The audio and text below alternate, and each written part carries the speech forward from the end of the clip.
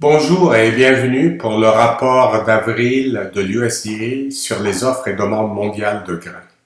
C'est un rapport sans surprise, ce qui fait que la bourse n'a pas réagi négativement, même s'il est quelque peu baissier pour le maïs. Nous allons donc commencer avec le maïs. Tel qu'attendu, l'USDA a abaissé la demande d'éthanol aux États-Unis de 375 millions de boisseaux, mais ils ont augmenté la demande pour la consommation animale de 150 millions de boisseaux.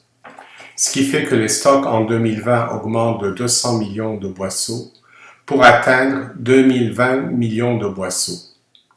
Le prix est en baisse de 20 cents pour s'établir à 3,60 $ du boisseau. Pour le soya, la trituration est en hausse de 20 millions de boisseaux, tandis que les exportations sont en baisse de 50 millions de boisseaux.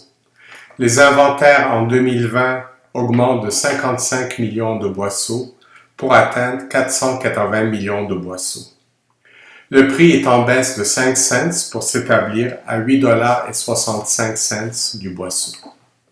Pour ce qui est du blé, la demande pour la consommation animale est en baisse de 15 millions de boisseaux, ainsi que les exportations qui baissent du même montant. Les stocks en 2020 augmentent de 30 millions de boisseaux pour s'établir à 970 millions de boisseaux.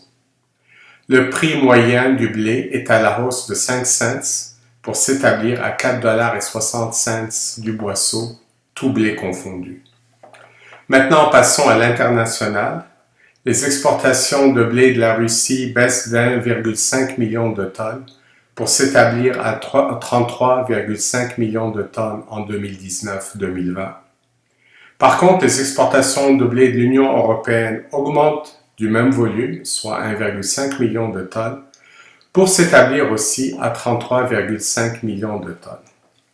Pour le soya, l'USDA abaisse les estimations de production pour l'Argentine et le Brésil. La production de fèves en Argentine baisse de 2 millions de tonnes pour s'établir à 52 millions de tonnes, et celle du Brésil perd 1,5 million de tonnes pour atteindre 124,5 millions de tonnes. Il faut noter que les exportations de soya brésilien sont en hausse d'1,5 million de tonnes.